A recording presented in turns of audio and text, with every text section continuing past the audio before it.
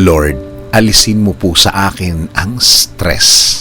Panginoon, maraming salamat sa laging pagbibigay ng pagkakataon sa aking buhay. Salamat sa mga unli na mga chances na hatid mo sa akin. Mga pagkakataon na pwede kong gamitin para mas maging mabuting tao.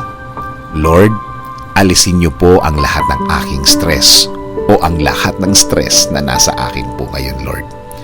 Kayo na po ang magtanggal ng mabigat na nararamdaman ko.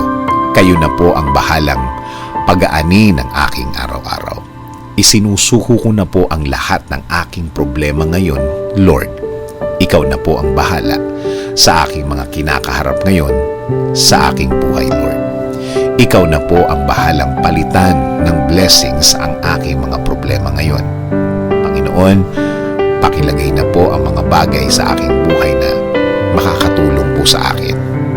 Ilagay niyo na po ang mga taong pwedeng makatulong sa akin.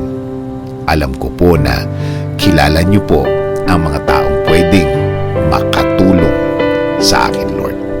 Lord, kasama din po ng dasal na ito, ilagay niyo rin po ang mga aral na kailangan kong matandaan, mga lessons na magiging gabay ko sa pagharap ko sa susunod na panahon.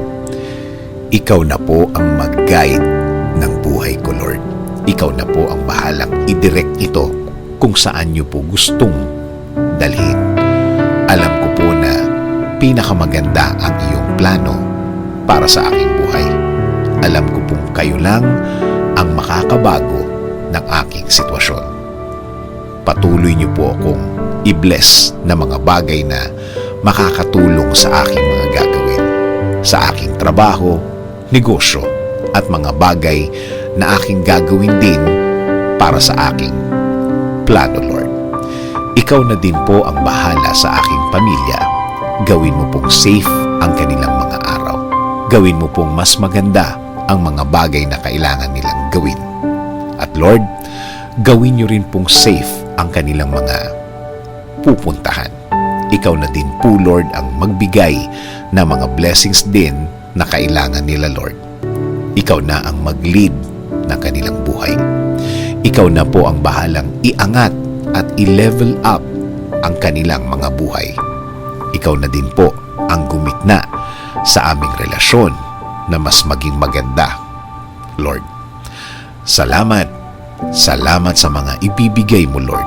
Alam kong hindi ako mabibigo sa mga idinadasal ko sa inyo, Lord.